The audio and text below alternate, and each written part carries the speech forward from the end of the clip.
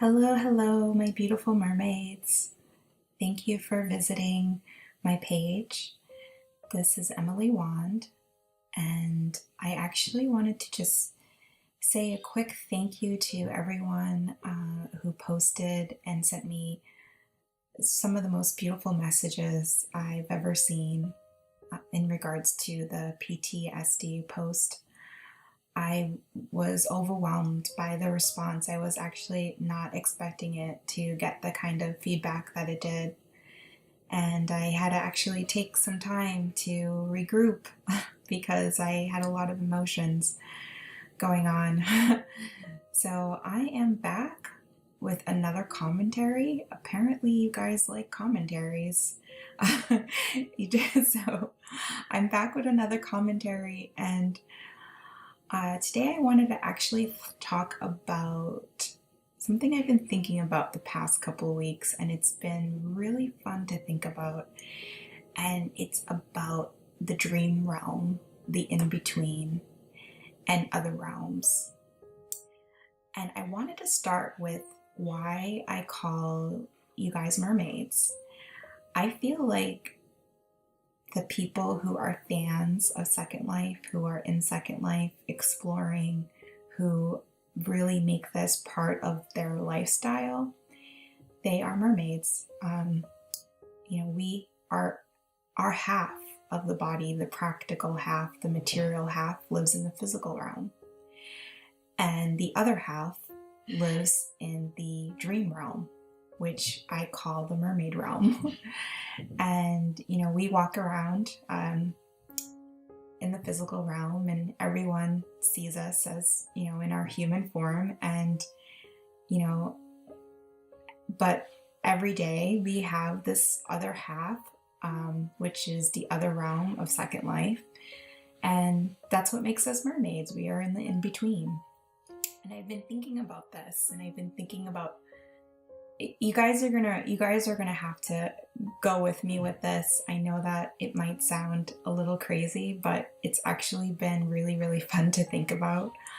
But I've been thinking about space and time travel and the Big Bang and the expansion of the universe, and just all these things that I used to I think about a lot, but I actually stopped because I was so focused on politics and all this stuff that's happening in the world that I actually forgot about, the things that I actually was interested in. I actually stopped listening to politics. I am still involved. I think that you still have to be aware of what's going on, but I did take a step back, and I'm not so obsessive as I was before. I used to have MSNBC on, all the time, constantly looking at podcasters and commentaries about politics, and I actually forgot about my life, things that I enjoyed. And Second Life was definitely a period of respite for me to kind of get away from all that. But I will say that since I've made a conscious effort to, just dabble into politics just a little bit, just to get the information, but make sure that I'm learning about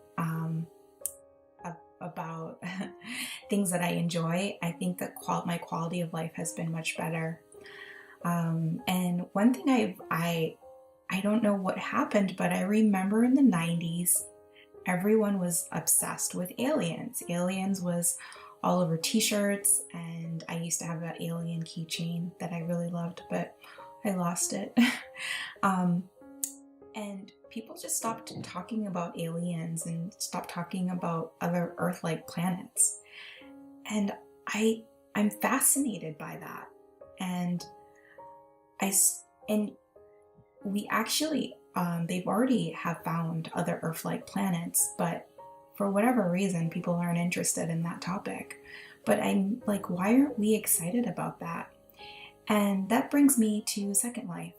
Second Life, to me, in thinking about space and thinking about galaxies, Second Life to me does have a feeling of like a space, of galaxies, of a different realm.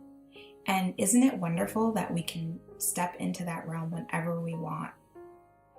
We can be in the physical plane, but we can travel in this Second Life. And the way that we are able to go into these other dream realms, with just the click of a button, it does have like a space-like travel feel to it.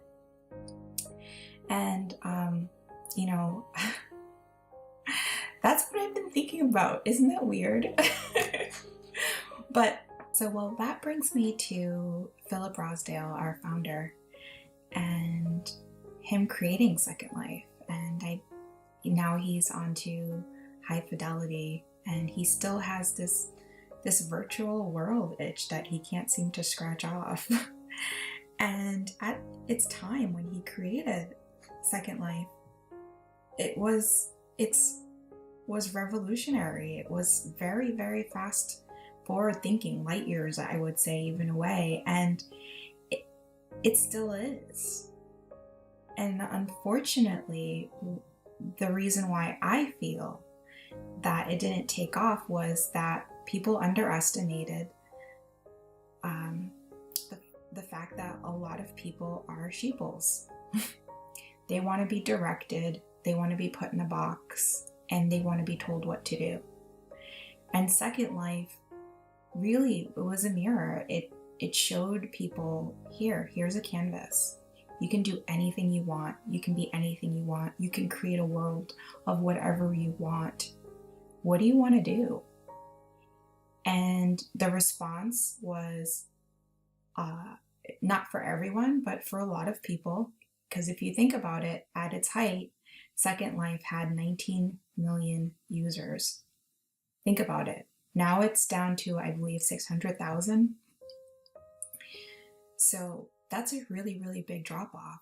And at its height, people were shown this canvas and they talked about how they were bored, that they didn't know what to do, that, it was weird, or they didn't, there was all these articles. The articles that were written about didn't really paint Second Life in a positive light. They all were about how it was weird, how it was unusual, like that people are doing this in their free time.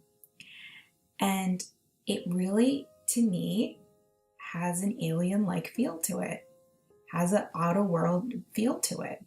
Second Life is weird. And you know what? That's what makes it fantastic. And maybe we all are weird for being here.